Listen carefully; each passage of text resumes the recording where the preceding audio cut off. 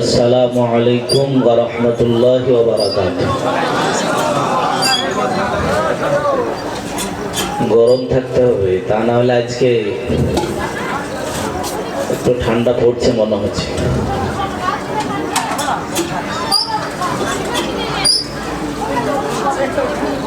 আপনারা এতক্ষণ পর্যন্ত ওলামায়ে কেরামদের মুখ থেকে আলোচনা শুনছিলেন। আল্লাহ তাআলা চাইলে আমিও আপনাদের সামনে কিছু আলোচনা শোনাবো। আর আজকে এই যে সভা করেছি, এর একটাই লক্ষ্য, একটাই উদ্দেশ্য, কিছু আলোচনা শুনবো এবং সে অনুযায়ী নিজের জীবনকে চালাবো। এবং আত্মীয় স্বজন অনেকেই যারা চলে গিয়েছেন তাদের জন্য দোয়া করব। তো শেষ দোয়া পর্যন্ত থাকবেন তো ইনশাল্লাহ? ইনশাল্লাহ তো প্যান্ডেল ফাঁকা, জায়গা জায়গা সব ফাঁকা হয়ে গিয়েছে। তো যাই হোক, আমরা যারা আছি পেছন দিক থেকে সামনের দিকে এগিয়ে আসি।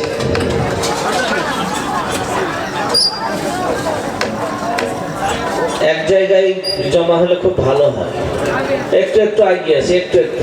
অনেক দূরে আছেন, একবার পিছনে চলে গিয়েছেন। আসেন আসেন, কষ্ট করে, মেহনত করে, পরিশ্রম করে আপনারা এই কোরআনের মাহফিলের আয়োজন করেছেন। আপনারা পিছনে থাকবেন, এগিয়েছেন, মধ্যে বসেন, ঠান্ডা কম লাগবে।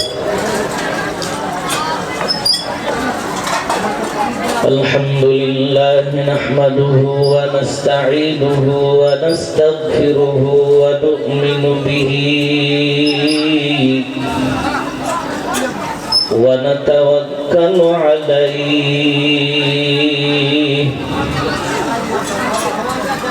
ওয়া নাউযু বিল্লাহি মিন শুরুরি আনফুসিনা ওয়া মিন সাইয়্যাতি আ'মালিনা।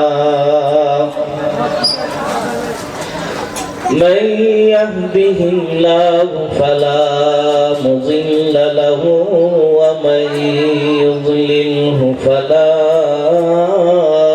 হাদিয়া লাহু। ونشهد أن لا إله إلا الله وحده لا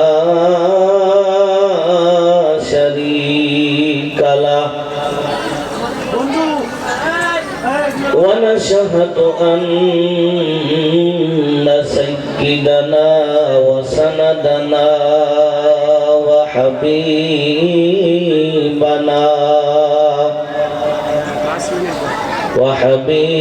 وحبيب ربنا وطبيبنا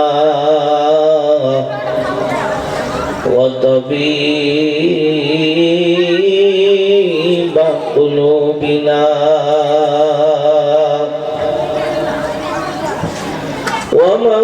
ومولانا محمدا عبده ورسوله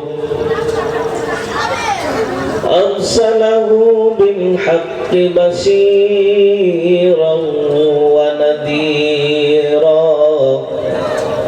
وداعيا إلى الله بإذنه وسراجا منيرا. أما بعد فأعوذ بالله من الشيطان الرجيم. بسم الله الرحمن الرحيم.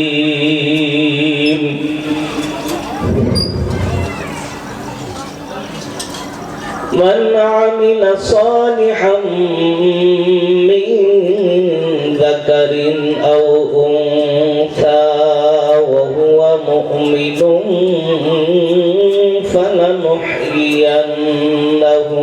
حياة طيبة. وقال تبارك وتعالى في موضع آخر: قد أفلح المؤمنون الذين هم في صلاتهم خاشعون والذين هم عن اللغو معرضون والذين هم للزكاة فاعلون إلى آخر الآية. وقال النبي صلى الله عليه وسلم: لا تزول قدم ابن آدم يوم القيامة من عند ربه حتى يسأل عن خمس: عن أمره فيما أفناه وعن شبابه فيما أبلاه وعن ماله من أين اكتسبه وفيما أنفقه وماذا عمل فيما علم أو كما قال عليه الصلاة والتسليم.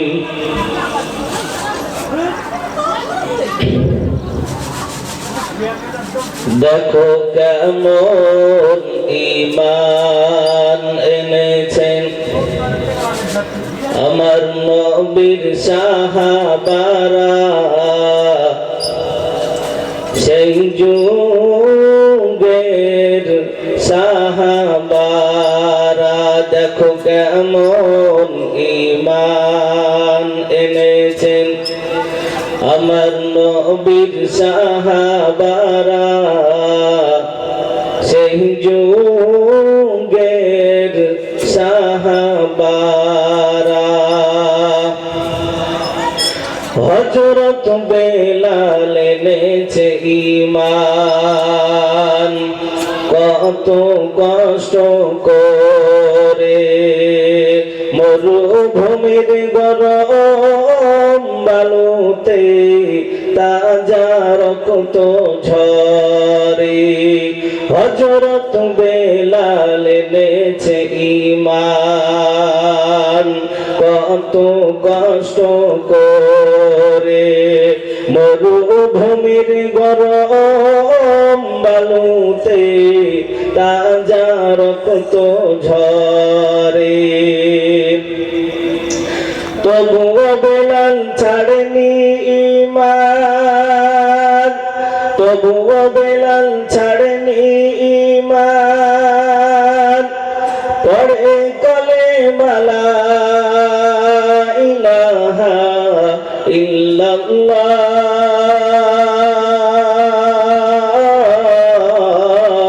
দেখো কেমন ঈমান এনেছেন আমার নবীর সাহাবারা, সেই যুগের সাহাবারা। হযরত খাব্বাব এনেছে ঈমান কত কষ্ট করে, আগুনে রাঙ্গারার উপরে তাজা গোশত ঝরে। হযরত খাব্বাব এনেছে ঈমান কত কষ্ট করে, আগুনে রাঙ্গারার পরে তাজা গোস্ত ঝরে পিছন হইতে তাকালে পারে পিছন হইতে তাকালে পারে দেখা যায় শিরদাঁড়া দেখো কেমন ঈমান এনেছেন আমার নবীর সাহাবারা সেই যুগের সাহাবারা হযরত হানজালা এনেছে ঈমান কত কষ্ট করে নতুন বিবাহ করে তিনি ছিলেন বাসর ঘরে হযরত হানজালা এনেছে ঈমান কত কষ্ট করে নতুন বিবাহ করে তিনি ছিলেন বাসর ঘরে যুদ্ধের দামামা উঠল বেজে যুদ্ধের দামামা উঠল বেজে হলো না গো সুঙ্কারা দেখো কেমন ঈমান এনেছেন আমার নবীর সাহাবারা সেই যুগের সাহাবারা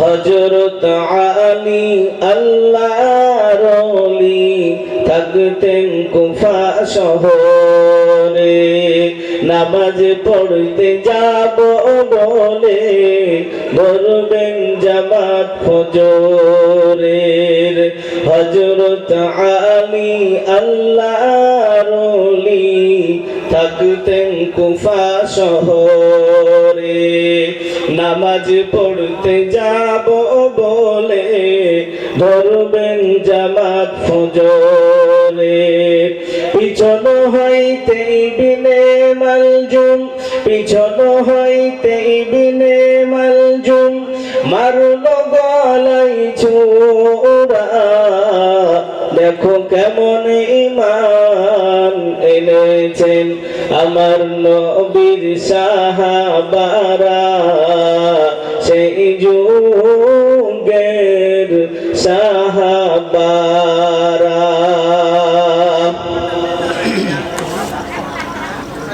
আলহামদুলিল্লাহ সমস্ত প্রশংসা উপাসনা আরাধনা যাই বলি যে ভাষায় বলি আর বিশ্বের যে জায়গায় বসে বলি সেই মহান করুণাময় আল্লাহ তাআলার জন্য যিনি আমাকে আপনাদের সকলকে এক কথায় সকল প্রাণীকুলকে বড় সুন্দরভাবে সাজিয়েছেন এবং বানিয়েছেন তার সাথে সাথে প্রত্যেকটি প্রাণীর মনের মতো খোরাক উপযুক্ত সময় পৌঁছে দিচ্ছে সেই পালনহার রব্বুল আলামিন যার দরবারে যাওয়ার পরে জনবল মনোবল কোমরের বল পয়সার বল লাঠির বল পাটির বল সব বল বিফল যেখানে যাওয়ার পরে কোনো রকমের ডিগ্রি হবে না আর যার কাছে যাওয়ার পরে কোনো রকমের তোহা চলবে না যেমন আমরা যদি কেউ কবরে গিয়ে বলি আমরা চৌধুরী বংশের লোক আমাদেরকে একটু ছেড়ে দাও ছেড়ে দিবে আমরা বিশ্বাস বংশের লোক আমাদেরকে একটু ছেড়ে দাও দিবে ছেড়ে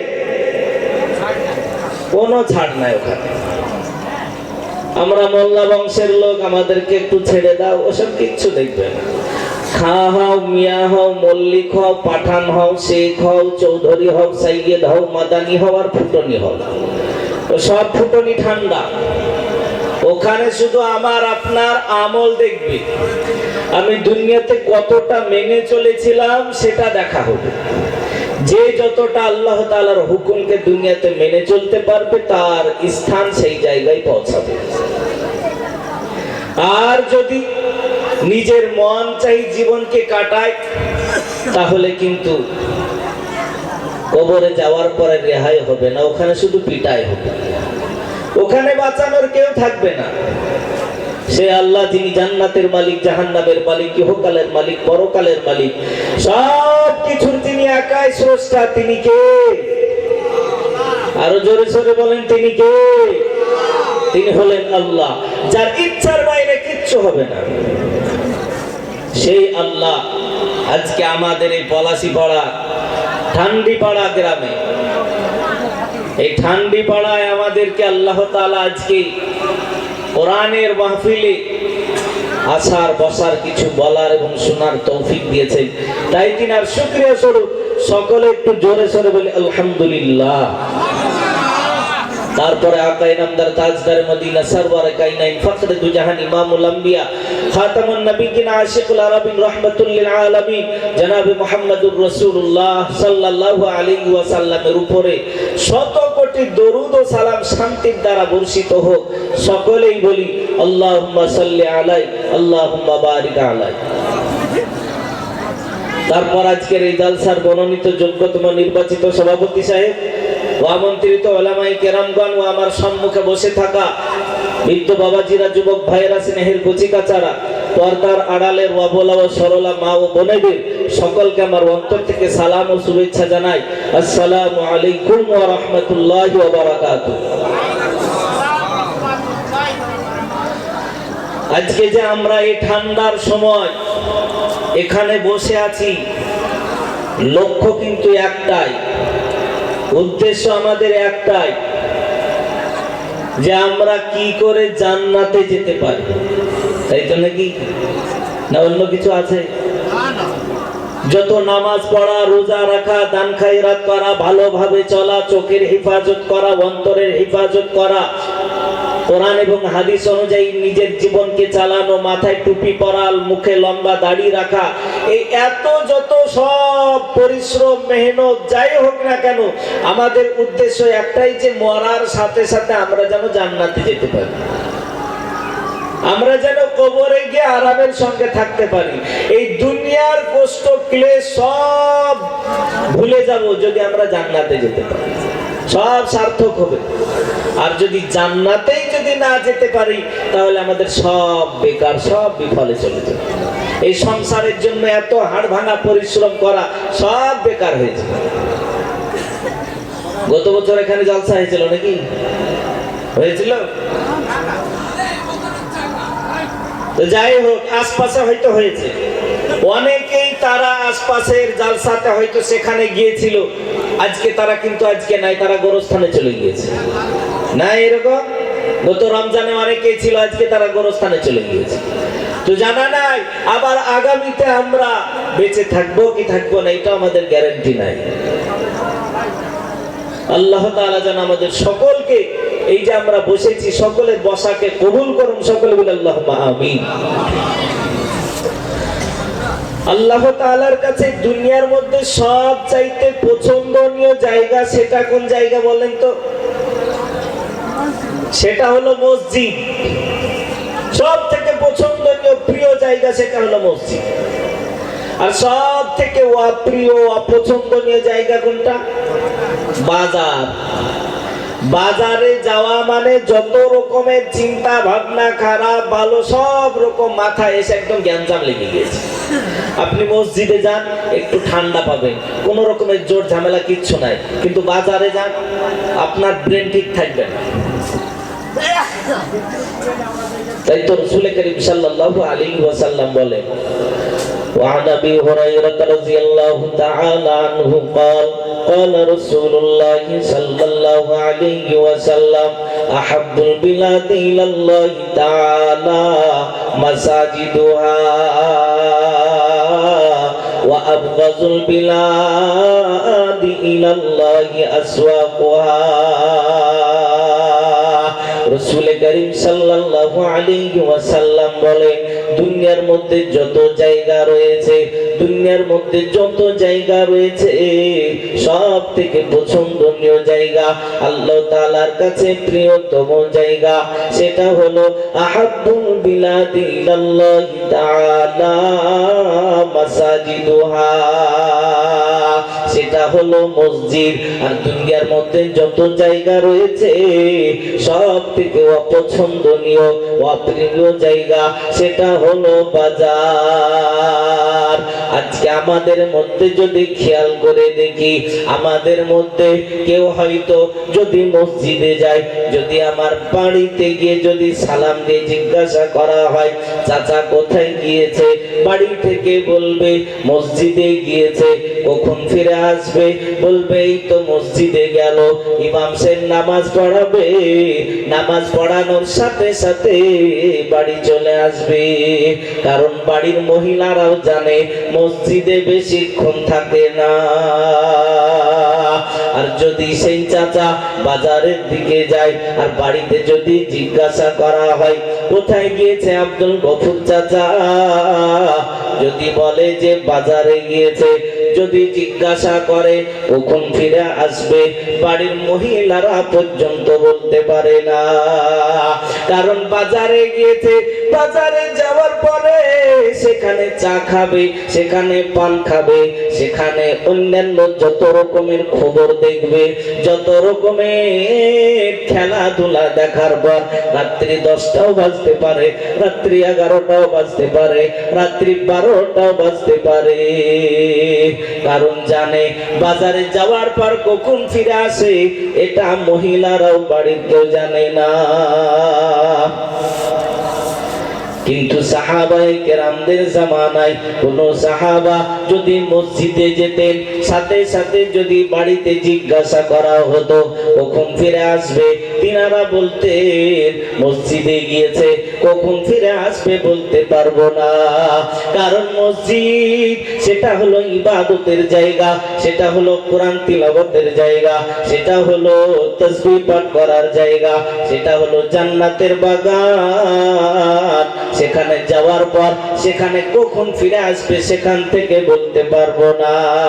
আর কোন সাহাবী যদি বাজারে যেতেন, বাজারে যাওয়ার পর যদি বাড়িতে জিজ্ঞাসা করা হতো কখন ফিরে আসবে, কেউ বলতে পারতেন, সকলেই বলে দিতেন বাজারে গিয়েছে, ও অমুক জিনিসটা কিনে সাথে সাথে ফিরে আসবে।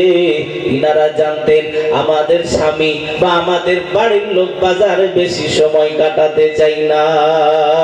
আর আমাদের জামানায় উল্টো হয়ে গিয়েছে, মসজিদে বেশিক্ষণ থাকতে চাই না, আর বাজারে গেলে সেখান থেকে ফিরে আসতে চাই না।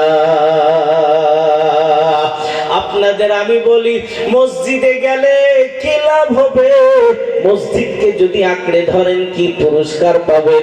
রাসূল কারীম সাল্লাল্লাহু আলাইহি ওয়াসাল্লাম বলেন, ওয়া আনা বিদারদা রাদিয়াল্লাহু তাআলা আনহু قال قال رسول الله সাল্লাল্লাহু আলাইহি ওয়াসাল্লাম আল মসজিদু বাইতু কুল্লি তাকিয়্যিন তাকাফফালাল্লাহু লিমান কানাল মসজিদু বাইতাহু বির রাওহি ওয়ার রাহমাতি ওয়াল জাওয়াজি আলা সিরাতি ইলা রিজওয়ানিল্লাহি ইলাল জান্নাহ। রাসূল কারীম সাল্লাল্লাহু আলাইহি ওয়াসাল্লাম বলেন, যারা মসজিদে যাবে 5 ওয়াক্ত সময় মতো মসজিদে গিয়ে নামাজ আদায় করে নেবে, কোরআন তিলাওয়াত করবে, তাসবিহ পাঠ করবে, অন্যান্য জিকির আজকার করবে, মসজিদে যারা বেশি বেশি সময় কাটাবে আল্লাহ তাআলা দুনিয়াতে এবং আখিরাতে তাদেরকে 5টা পুরস্কার দিবেন। কয়টা পুরস্কার? 5টা পুরস্কার। এটা শুনেন, তারপরে কোরআনের দিকে ফিরে যাব। রাসূল কারীম সাল্লাল্লাহু আলাইহি ওয়াসাল্লাম বলেন, যারা মসজিদকে নিজের ঠিকানা বানাবে, যারা মসজিদকে আঁকড়ে ধরবে, তাদের দুনিয়াতে এবং আখিরাতে 5টা পুরস্কার দিবেন। আজকে আমাদের মধ্যে দেখতে পাওয়া যায় অনেকে মনে মনে ভাবে আমার ঘরে শান্তি ফিরে আসবে যখন আমার সন্তান একটা চাকরি পেয়ে যাবে, আমার ঘরে শান্তি ফিরে আসবে যখন আমার জামাই একটা বড় ব্যবসায়ী হয়ে যাবে, আমার ঘরে শান্তি ফিরে আসবে যখন আমার স্বামী বেশি বেশি টাকা পয়সা ইনকাম করবে। রাসূল কারীম সাল্লাল্লাহু আলাইহি ওয়াসাল্লাম বলেন, ব্যবসার মধ্যে কোনো শান্তি নাই, টাকা পয়সার মধ্যে শান্তি নাই, চাকরির মধ্যে শান্তি নাই। আজকে যদি তোমরা খেয়াল করে দেখো, আজকে যদি আমরা চিন্তা করে দেখি, কোটি কোটি টাকার মালিক, টাকা পয়সার অভাব নাই, কিন্তু ঘরের মধ্যে শান্তি নাই। স্বামী স্ত্রীর মধ্যে সব সময় ঝামেলা হয়ে থাকে, স্বামী স্ত্রীর মধ্যে সব সময় তর্ক বিতর্ক হতেই থাকে। রাসূল কারীম সাল্লাল্লাহু আলাইহি ওয়াসাল্লাম বলেন, তাকাফফালাল্লাহু লিমান কানাল মাসজিদু বাইতাহু বির-রাউহি ওয়ার-রাহমাতি ওয়াল-জাওয়াজি আলাস সিরাত ইলা রিজওয়ানিল্লাহি ইলাল জান্নাহ। রাসূল কারীম সাল্লাল্লাহু আলাইহি ওয়াসাল্লাম বলেন, আল মাসজিদু বাইতু কুল্লি তাকিয়্যিন তাকাফফালাল্লাহু লিমান কানাল মাসজিদু বাইতাহু। যারা মসজিদকে নিজের ঠিকানা বানাবে, প্রথম নাম্বার বির-রাউহি, আল্লাহ তাআলা তাকে শান্তি দিবেন। শান্তি যদি খুঁজে পেতে চাই তাহলে ব্যবসার মধ্যে শান্তি পাবেন না। শান্তি পেতে হলে রাসূল কারীম সাল্লাল্লাহু আলাইহি ওয়াসাল্লাম বলেছেন, মসজিদের মধ্যে তুমি শান্তি পাবে। বির-রাউহি। দ্বিতীয় নাম্বার পুরস্কার ওয়ার রাহমাতি, তার উপর আল্লাহ তাআলা রহমত বর্ষণ করবেন। তৃতীয় নাম্বার পুরস্কার ওয়াল জাওয়াজি আলাস সিরাত। কাল কিয়ামতের দিন, যেই দিন এমন একটা রাস্তা পার হতে হবে, আমাকেও পার করাবে, আপনাদের সকলকেও পার করাবে, যেটা হবে পুলসিরাত। ওই রাস্তা দিয়ে যে সে পার হতে পারবে না, ওই রাস্তা হবে চুলের চাইতে সরু, হীরের চাইতে উধার। রাসূল কারীম সাল্লাল্লাহু আলাইহি ওয়াসাল্লাম বলে, যারা মসজিদকে আঁকড়ে ধরবে, সময় মতো মসজিদে গিয়ে নামাজ আদায় করে নিবে, ওই ব্যক্তিকে 3 নাম্বার পুরস্কার হবে ওয়াল জাওয়াজি আলাস সিরাত। পুলসিরাতের রাস্তা আরামের সঙ্গে সে পার হয়ে যাবে, বলেন সুবহানাল্লাহ। আরামের সাথে পার হয়ে যাবে, কোনো চিন্তা ভাবনাই থাকবে না তার। 4 নাম্বার পুরস্কার রাসূল কারীম সাল্লাল্লাহু আলাইহি ওয়াসাল্লাম বলেন, ইলা রিজওয়ানিল্লাহ, আল্লাহ তাআলা তার উপর রাজি হয়ে যাবেন, আল্লাহ তাআলা তার উপর সন্তুষ্ট হয়ে যাবেন।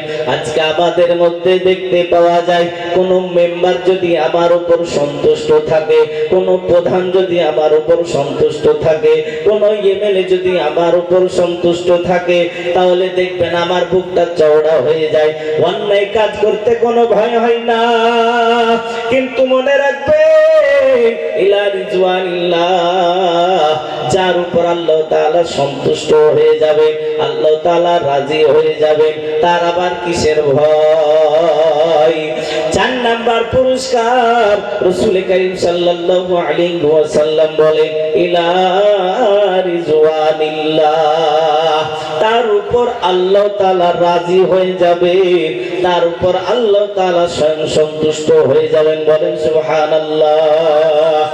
আর যার উপর আল্লাহ তাআলা রাজি হয়ে যাবে, যার উপর আল্লাহ তাআলা সন্তুষ্ট হয়ে যাবেন, তাকে শেষে ইলাল জান্নাহ, সর্বশেষে তাকে আল্লাহ তাআলা জান্নাতে পৌঁছে দিবেন, বলেন সুবহানাল্লাহ।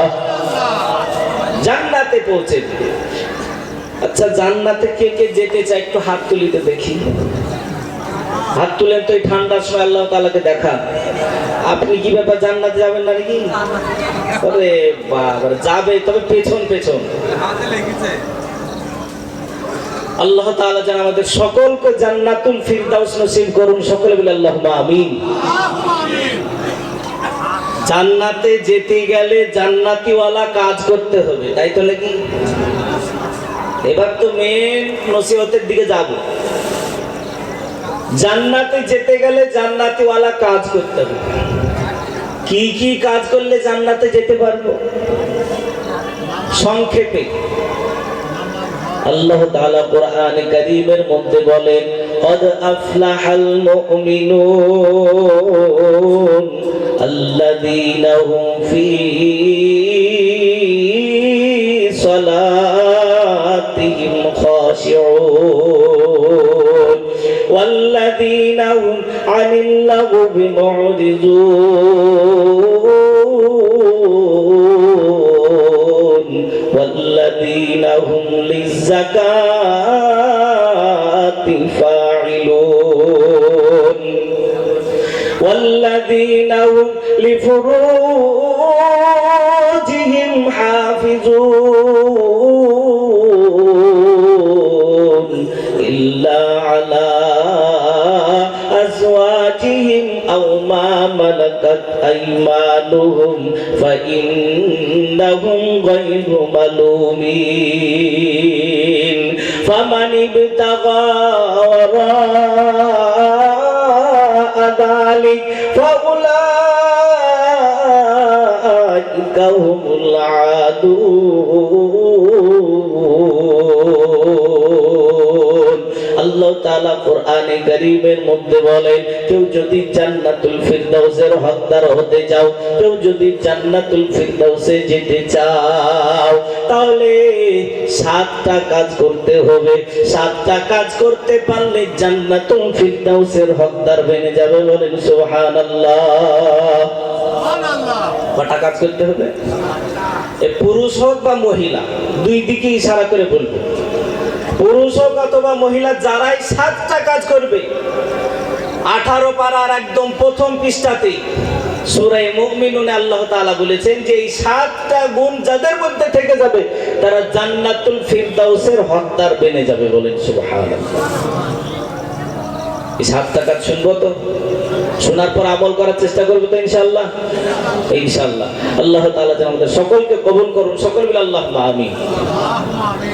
আল্লাহ তাআলা কোরআনে কারীমের মধ্যে বলেন, কদ আফলাহাল মুমিনুন, ওই সমস্ত মুমিনরাই, ওই সমস্ত ঈমানদাররাই কামিয়াব হয়ে গিয়েছে, ওই সমস্ত মুমিনারাই কামিয়াব হয়ে গিয়েছে, সফলতা অর্জন করে নিয়েছে যারা 7টি গুণে গুণান্বিত হয়েছে। প্রথম নাম্বার গুণ আল্লাহ তাআলা বলেন, আল্লাযীনা হুম ফী সালাতিহিম খাশিউন, ওই সমস্ত মুমিনরাই কামিয়াব হয়ে গেছে, ওই সমস্ত মুমিনারাই সফলতা অর্জন করে নিয়েছে। তারা যখন নামাজ আদায় করে, নামাজ পড়ার সময় ধ্যানের সাথে নামাজ আদায় করে, খুশুর সঙ্গে নামাজ আদায় করে, বিনয়ের সাথে নামাজ আদায় করে।